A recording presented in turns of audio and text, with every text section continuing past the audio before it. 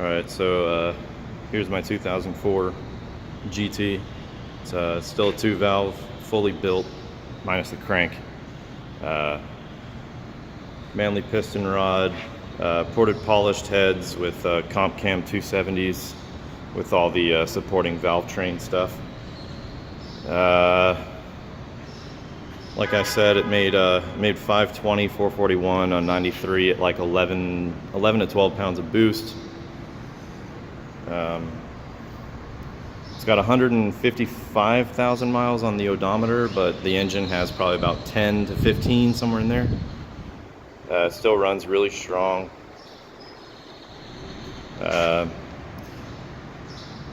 Suspension wise, it's pretty basic. It's just kind of lowered on some springs from CJ Pony Parts that they actually no longer produce. So I got Koni, I think they're the orange struts on there. They were put on a couple years ago. The wheels are the Summit Vision Sportstar 2s, I believe. We got 17 by 4.5 in the front, and with a 205/50 17, and then in the back we have a 15 by 8 with a 275/50 on there. And they've only been on the car for, I don't know, a couple months, maybe 2 months, probably a month and a half. And then it's only been driven, you know, pretty much every other weekend if I feel like driving it. It's got a SLP Loudmouth 1 catback with BBK off-road X-pipe and BBK long tubes. What else? Oh, we got the MGW short throw shifter in here as well. That's a bad angle. Yeah, it is a stock transmission, but it still shifts smooth. No grinding or anything crazy. Kind of see it there. Got the pillar pod with the boost and AFR. The AFR gauge, I think it needs a new sensor. It's not reading right now, but that's a pretty cheap fix. Like I said in the ad, it's got the 0304 Cobra spoiler, 0304 Cobra bumper with the Mach 1 lip. It's got a V6/01 Cobra hood on it, whatever you want to call it. I like this hood the most. Oh yeah, it's got the 0304 Cobra seats as well. No tears. There's a little bit of wear here, just from getting in and out of it, but other than that, they're pretty solid condition. Kind of see the back there. Everything's there. What else? Let's see here. Let's go ahead and pop the hood, I guess.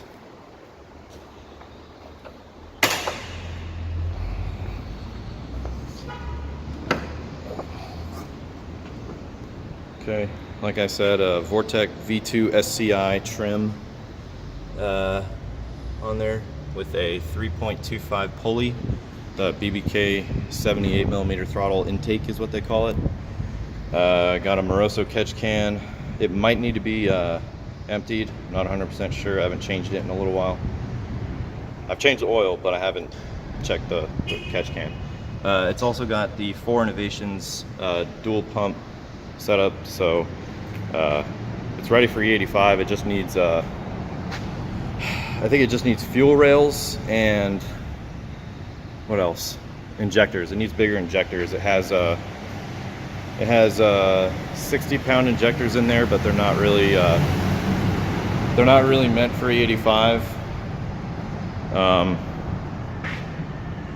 That's pretty much it. It's a pretty basic car. Pretty basically set up, but it gets, you know, it's got some power. It weighs, last time I weighed it, it weighed 3,300 pounds with me out of it, and I'm a skinny dude. I weigh like 160 soaking wet. So yeah, that's pretty much it. It's got I forgot to mention, it does have a the tile 50mm blow-off valve down there. It's kind of hard to see. way down there. What else? It's got a 4-inch intercooler down there. That's pretty much it. I guess real quick I can go over kind of the imperfections. The paint isn't the best. It used to be my daily from when I bought it back in 2012 up until this year, February 26th. Yeah, it was my daily, and then I got a Focus to drive around to class and stuff. So yeah, this side is like the worst of it. This fender was messed up when I first bought it. It had these paint chips kind of everywhere right here. So I mean, that's kind of the ugliest part of the paint. There's definitely imperfections, unfortunately. I mean, it has 155,000 miles. There's a little chip here. What else? The spoiler. I've had the stock spoiler, the 99-01 spoiler, and then this third one, which is the obviously the Cobra spoiler. So it does have holes here. That's an easy fix. You could either just, you know, get a new trunk or just have this one, you know, fixed up, looking nice. What else? So there was also these chips here. Sorry, right here and then here. I kind of used a little touch-up pen. I wasn't a perfectionist by any means with this car, but I like to make it semi, you know, presentable. This fender is starting to get a little ugly too. I don't know what's going on with it. I guess maybe the previous owner, when I bought it, just didn't really take care of it or wash it ever. And then there's a paint chip on the bumper there that I tried to fill in with my very amateur paint skills here. It's got, forgot to mention, it's got LED headlights. The fog lights they work, they're just not connected. I just haven't gotten around to it just because I don't drive the car as much anymore. What else? Obviously the calipers are painted. It's stock brakes. The brake pads were changed not too long ago. They were changed before I got out of the military, like back in November-ish last year. But the calipers are painted orange. They could be touched up, but they're not too bad.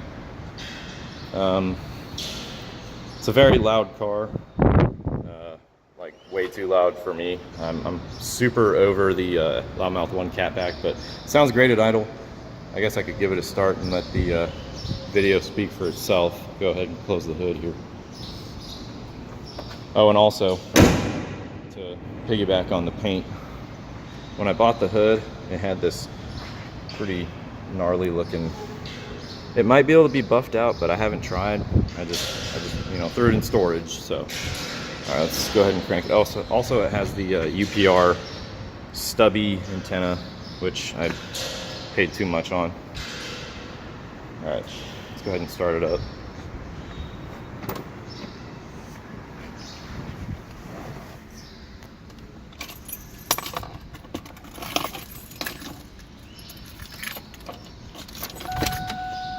I like to let the gauge kind of do its little sweep here.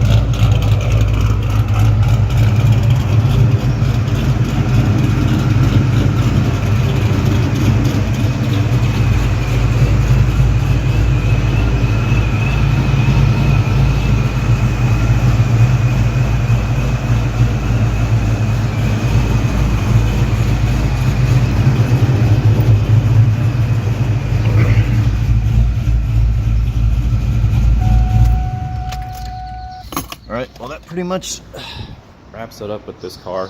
It's a pretty basic setup, like I said, but it makes good power. It's light. That's pretty much it. A lot of questions I get, or one of the biggest questions I get is, where did I get these emblems? They're off of a Pontiac Grand Am GT. Snagged them from a junkyard. But yeah, that's pretty much it.